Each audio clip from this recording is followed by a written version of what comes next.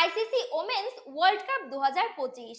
এই ওয়ার্ল্ড কাপের ষষ্ঠতম ম্যাচটি হয় ভারত বনাম পাকিস্তানের মধ্যে। প্রথম ব্যাটিংয়ে নেমে ভারত 50 ওভারে 10 উইকেট হারিয়ে 247 রান করে।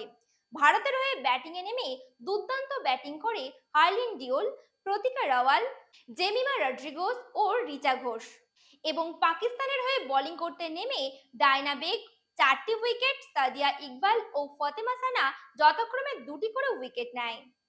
এরপর পাকিস্তান ব্যাটিংয়ে নেমে 43 ওভারে মাত্র 159 রান করে সব উইকেট হারায়। পাকিস্তানের হয়ে ব্যাটিং করতে নেমে সিজা আমিন 106 বলে 81 রান করে স্কোরবোর্ড কিছুটা এগিয়ে নিয়ে গেলেও শেষ রক্ষা হয় না। এবং ভারতের হয়ে বোলিং করতে নেমে ক্রান্তি গৌড় ও দীপ্তি শর্মা যথাক্রমে 3টি করে উইকেট নেয় এবং স্নেহা রানা 2টি উইকেট নেয়।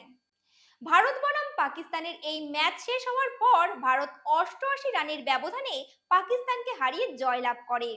এই খেলায় প্লেয়ার অব দ্য ম্যাচ হয়েছেন ক্রান্তি গৌড়। দেখা যাক পরবর্তী ম্যাচগুলি দর্শকদের জন্য কতটা মনোরঞ্জনপূর্ণ হয়। দেখছেন এইচপিএস স্পোর্টস। নমস্কার।